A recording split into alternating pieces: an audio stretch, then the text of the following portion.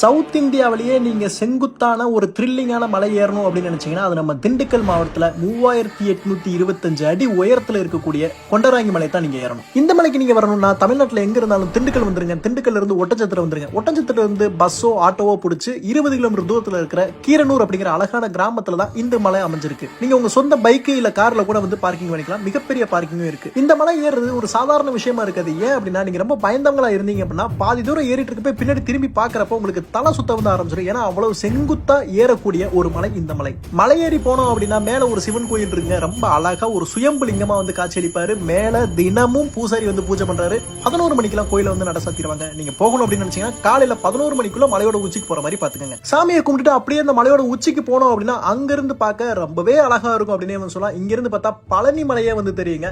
இந்த மலையோட உச்சியில நீங்க பௌர்ணமி அமாவாசைக்கு வந்து நைட்டு தங்கி தியானம் பண்ணீங்க அப்படின்னா உங்க இறந்து போன முன்னோர்கிட்ட பேச முடியும் அப்படிங்கிறது இங்க இருக்க மக்களோட மிகப்பெரிய ஒரு நம்பிக்கை வந்து இருக்கு. இந்த மலையை நீங்க ஏறணும் அப்படின்னு நினைச்சீங்கன்னா உங்களுக்கு சொல்றது ரெண்டு விஷயம் தாங்க. ஒன்னு, அதிகாலையிலே ஏற ஆரம்பிங்க. உங்களுக்கு தேவையான தண்ணி பாட்டில் சாப்பாடு எல்லாமே வந்து வச்சுக்கோங்க. ரெண்டாவது விஷயம், தயவு செஞ்சு இந்த மலையில எங்கேயுமே குப்பையை வந்து போட்டுறாதீங்க. நல்லபடியா மலை ஏறிட்டு வாங்க. ஓம் நம சிவாய்.